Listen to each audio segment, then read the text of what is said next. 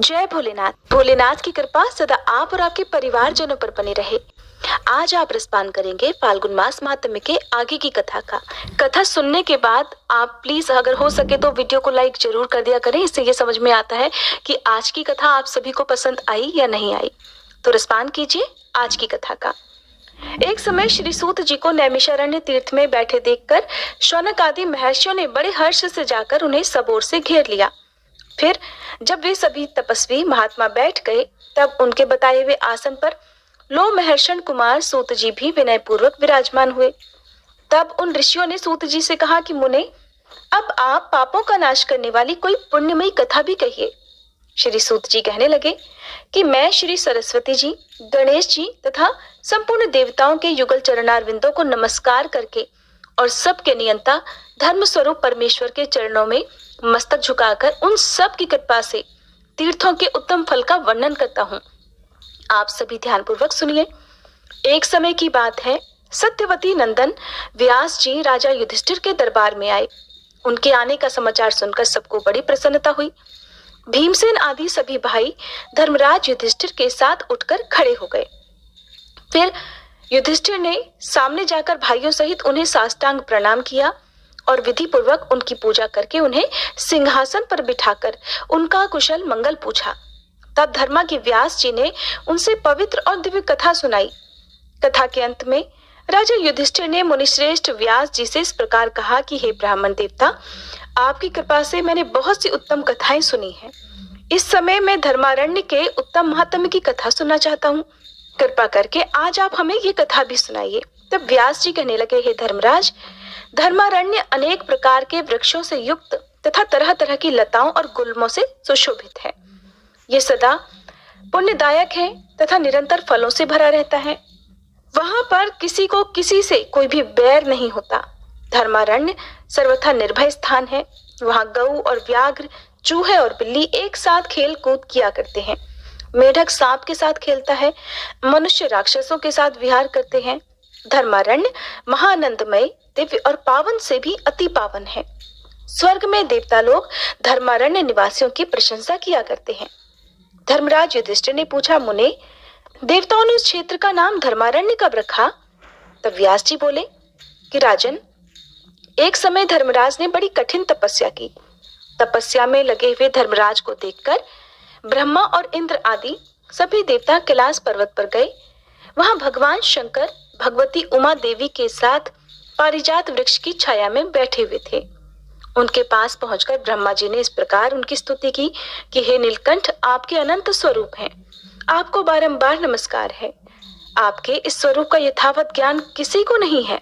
आप कैवल्य और अमृत स्वरूप हैं। आपको नमस्कार है।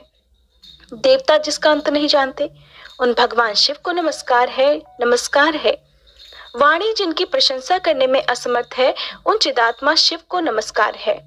भगवान, आपके मन से चंद्रमा और नेत्रों से सूर्य की उत्पत्ति हुई है। देव, आप ही सब कुछ हैं। आप में ही सबकी स्थिति है। इस लोक में सभी प्रकार की स्तुतियों के द्वारा स्तवन करने योग्य भी आप ही हैं। हे ईश्वर, आपके द्वारा ये संपूर्ण विश्व प्रपंच व्याप्त है। आपको बारंबार नमस्कार है।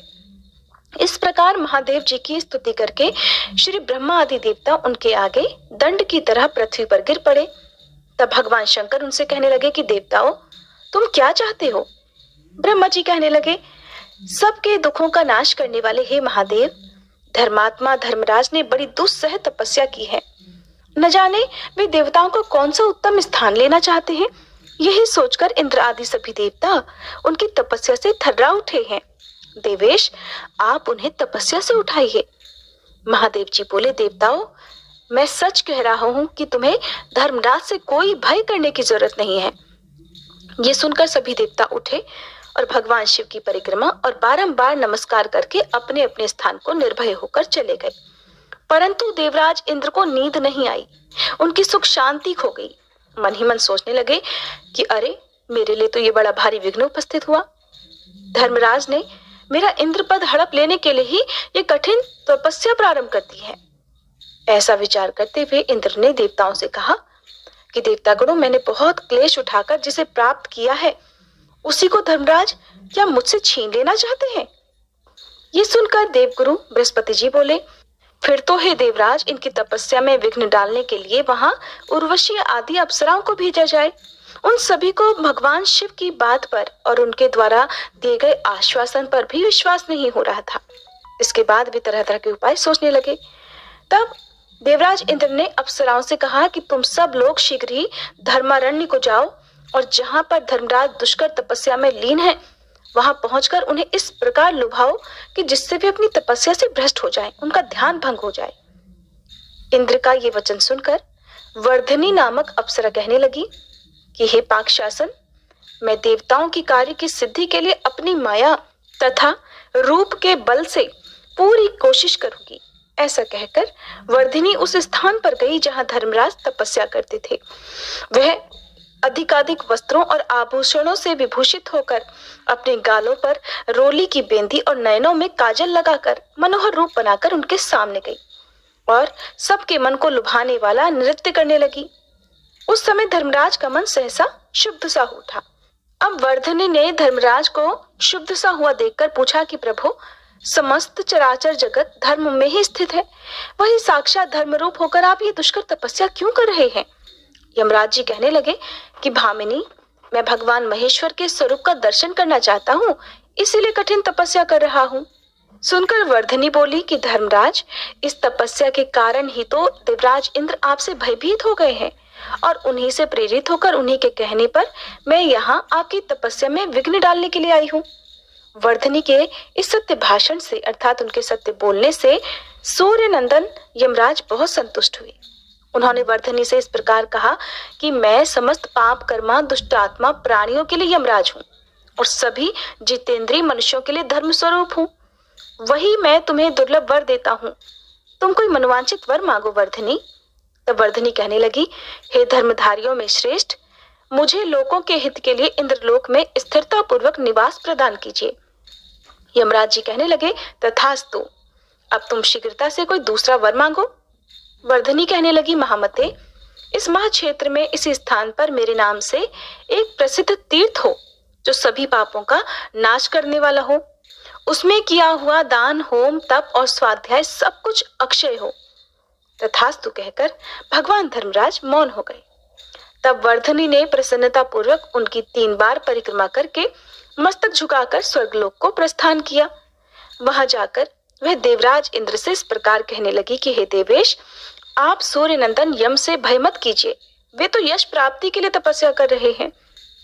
ऐसा कहकर वह इंद्र को प्रणाम करके अपने स्थान को चली गई, जिसके बाद धर्मराज विधि पूर्वक तपस्या में स्थित हो गए। उनकी घोर तपस्या देखकर देवताओं की प्रार्थना से भगवान शंकर वृषभ पर आरूढ़ होकर अस्त्र शस्त्र और सुंदर कवच धारण करके उस स्थान को गए जहाँ की धर्मराज तपस्या में स्थित थे।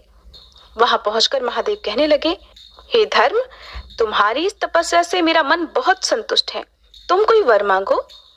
इस प्रकार संभाषण करते हुए भगवान महेश्वर को देखकर धर्मराज अपनी समाधि से उठकर खड़े हो गए।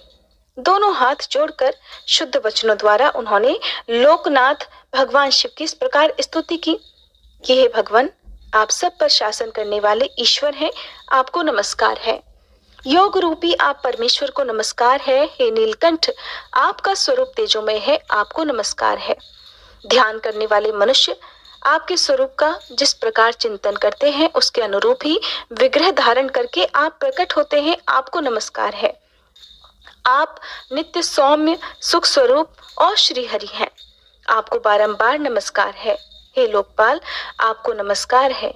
आप रुद्र, भीम और शांत स्वरूप हैं, आपको नमस्कार है। हे चंद्रशेखर, आपके सभी अंगों में भस्म लगा हुआ है, आपको नमस्कार है। आपके 5 मुख और 3 नेत्र हैं, आपको बारंबार नमस्कार है। सर्प आपके आभूषण हैं तथा दिशाओं को ही वस्त्र के रूप में आप धारण करते हैं। आप अंधकासुर का विनाश करने वाले और दक्ष के पाप को हर लेने वाले हैं, आपको नमस्कार है। आपने कामदेव को भस्म किया है, आपको नमस्कार है। हे प्रभु, मेरे द्वारा की गई इस स्तुति को जो पाठ करे और पवित्र होकर तीनों काल इसको पढ़े अथवा सुने, वह सभी पापों से मुक्त होकर कैलाश धाम को जाए।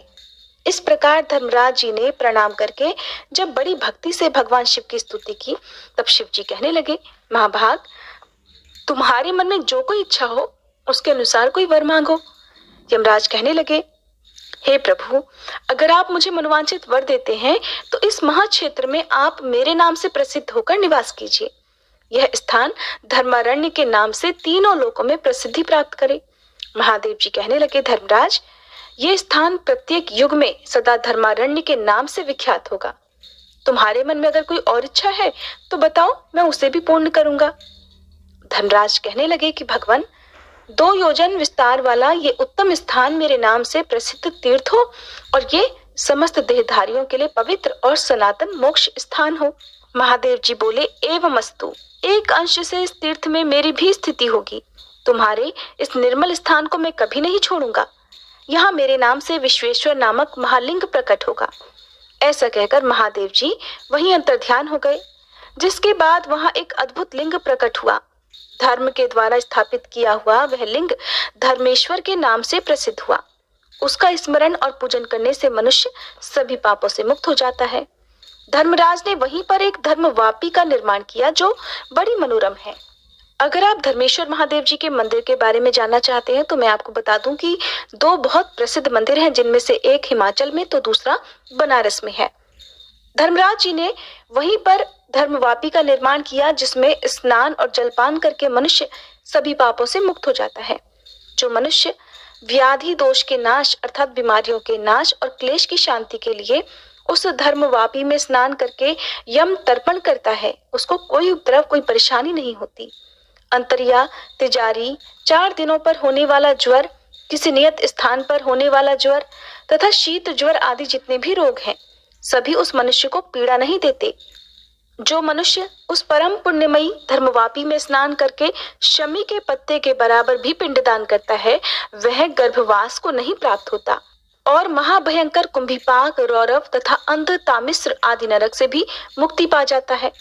धर्मवापी में तर्पण करने से बहिर्षद, अग्निश्वात, आज्यप और सोमप नाम वाले पितर उत्तम तृप्ति को प्राप्त होते हैं। जो माया से मोहित होकर इस क्षेत्र में अत्यंत दूषित पर स्त्री गमन तथा सोने आदि की चोरी का पाप करते हैं, वे सभी नरक में पड़ते हैं। दूसरे क्षेत्र में किया हुआ पाप धर्मारण्य में नष्ट हो जाता है, किंतु धर्मारण्य में किया हुआ पाप वज्रलेप हो जाता है। पुण्य पाप या जो कुछ भी शुभाशुभ कर्म होता है, वह सब 100 वर्ष तक यहाँ नित्य बढ़ता रहता है। मन में कामना रखने वालों के लिए ये पवित्र तीर्थ कामदायक है, योगियों के लिए ये मुक्तिदायक है तथा सिद्धों के लिए सदैव सिद्धिदायक बताया गया है। जय भोलेनाथ। आज का अध्याय समाप्त हुआ। अगर आपको ये वीडियो पसंद आई हो तो प्लीज वीडियो को लाइक करना मत भूलिएगा। तो दोस्तों, आपको ये फागुन मास की कथा कैसी लगी, कृपया कमेंट कर जरूर बताएं। वीडियो पसंद आया हो तो लाइक करें और अपने दोस्तों के साथ शेयर करें। कमेंट बॉक्स में ओम नमः शिवाय लिखना ना भूलें। ऐसी ही और भी बहुत सारी कहानियों को सुनने के लिए चैनल को सब्सक्राइब जरूर करें। धन्यवाद।